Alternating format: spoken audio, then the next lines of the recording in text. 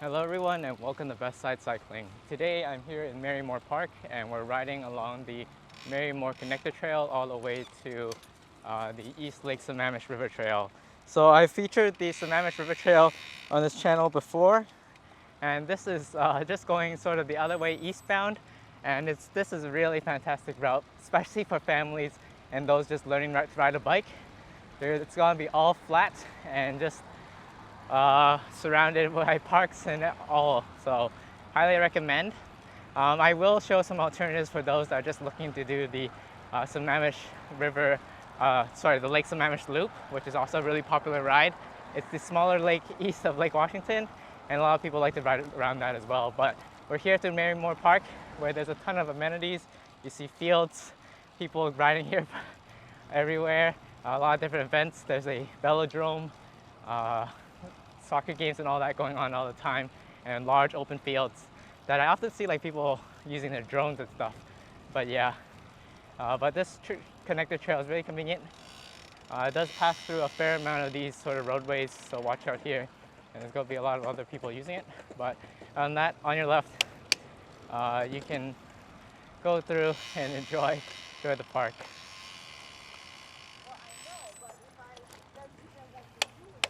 And as always, if you enjoyed this video, please roll over the like button and subscribe. We cover all sorts of Seattle cycling content, but today we're here riding around. So, yeah, it's always a really key favorite to ride here just because it's so easy to connect to, and you can just use the 520 trail, which leads you all the way straight through here. So definitely, when you're into these parts, just on your left, be careful of all the different users, and make sure to have some good trail etiquette. So, but today is the peak spring. It's in the 60s and it's super nice out and warm. And the cherry blossoms at UW are at full bloom right now. I'll probably do a video on that soon, where I'll ride out to there and show it to you all. But it definitely feels a lot like summer with all these bikers out here today.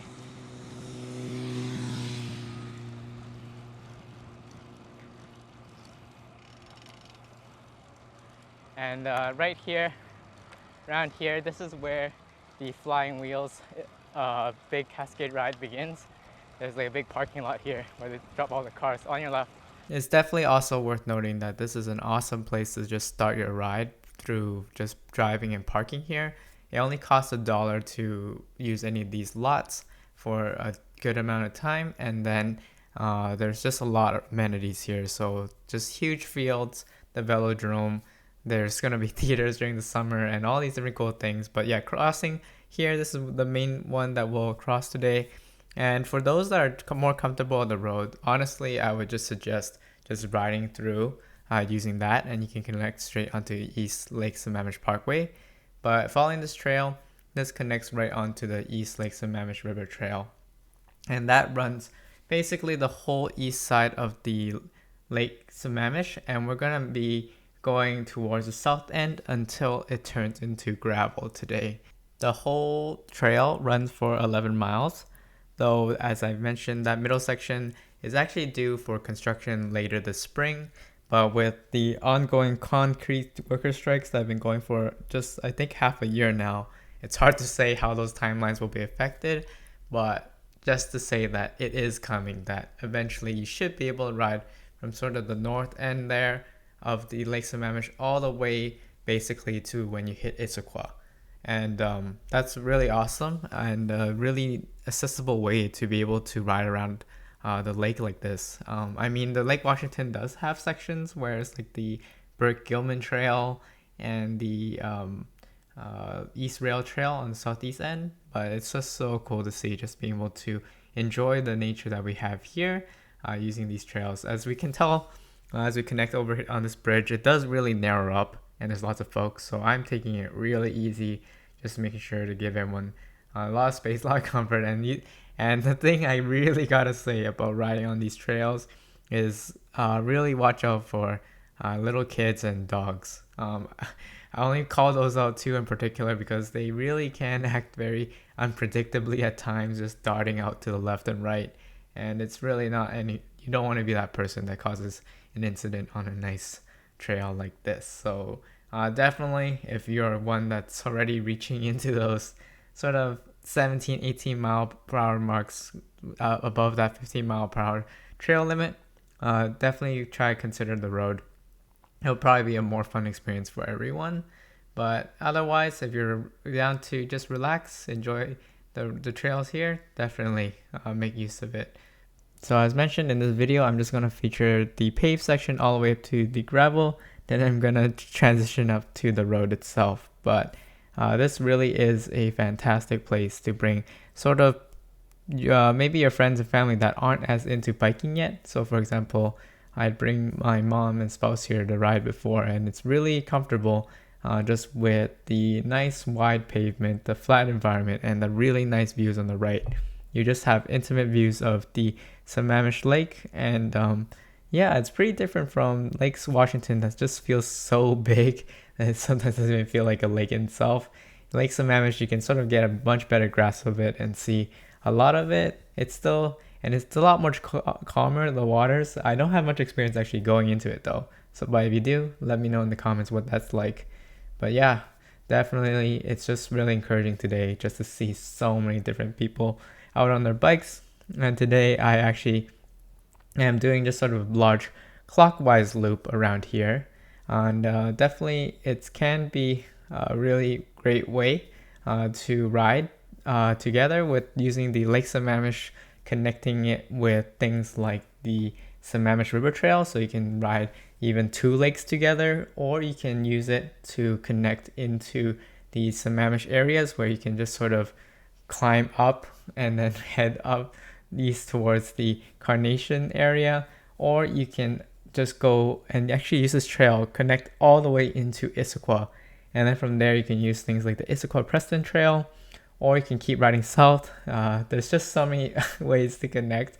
I know I'm just sort of like rambling a lot about all the different routes you can do, but definitely I think this whole East Lake Sammamish corridor is sort of well baked into Seattle cycling in general. It's worth the visit, worth trying out.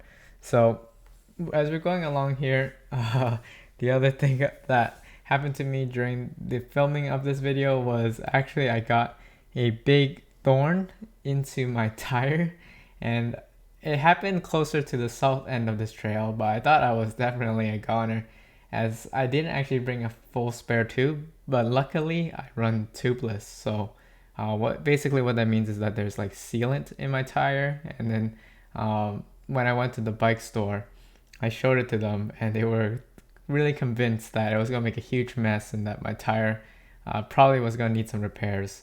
But when I took the thorn out, it basically just sealed up on its own. So it was basically no troubles, and I was able to ride along. So really thankful there for tubeless, and hopefully, really convinced that it would probably be my tire setup of choice as we keep going along here. But definitely let me know if you guys have any of your own sort of puncture flat stories. It happens to all of us, so definitely better if it's less, but whatever you can, being prepared on your road rides is really key, just to make sure you have a good experience. But anyway, coming up here, there's this kind calling it the intersection, but this is also one of the sort of main rest areas that you can use to get into the lake. It's a nice little viewing point and all, but we're just gonna keep riding along here. And the only other thing that I wanted to call out about this trail was definitely as we approach this next section, there's basically going to be a lot of sort of driveway that breaks up the trail, and this is not all that uncommon basically through the whole trail network here in King County, that you'll see, as you can see here, just a lot of broken up trails. And to be honest, most drivers in these areas do anticipate high traffic and are fairly careful, but occasionally there are some that are just, there is really hard to little visibility, and it's definitely worth noting. And it's also like, as repeating the point from before, why you really can't be time trialing or going at those 20 miles per hour on these trails. Like simply, these weren't really designed for that in mind. And I do know that's nice and that's away from cars, but yeah, definitely that's sort of one of my pet peeves or things not to do. But as we're riding along here, it's really nice to check out. And you also, as we can see just here on the right, you start to make out a lot of the hills and mountains in the Bellevue area, I believe. So we're not quite there to Snoqualmie yet. So those should be like just out in the distance. You'll see Snoqualmie, sorry, Snoqualmie, Cougar Mountain, and maybe the Somerset Hilltop mountains and hills that I love riding all the time. So having that point of view was really great. I don't often venture out as much, but hopefully now that the weather is getting better, I do plan to do that just so that I can show you all more videos sort of outside my immediate South Bellevue area. I'm definitely going to be heading and finishing off the Burke Gilman, as well as probably a lot of other parts of the South Seattle area that I've just never covered yet. But as you ride along here, definitely it gets a lot more residential, and all that what I said earlier with those driveways definitely pay heed. So, and there definitely is a ton of transition points just all throughout the way to go up onto the road if you ever want to, or the reverse. There is a bit of a gradient, but it should be quite manageable just making your way through. And yeah, I'd say that up ahead is just going to be that full on gravel transition point. And if you have any questions about this trail, just feel free to let me know in the comments, and then I'll definitely go through and answer them. And then I'm just gonna skip a little bit ahead here, right towards where that transition begins. And yeah, so he happens to be just this giantly steep hill right on the left where I'm going to ride instead to get up to the main road. But you definitely don't have to do this. There's ones that are a lot less steep. But that's all I had for this video, and I'll see you all in the next one.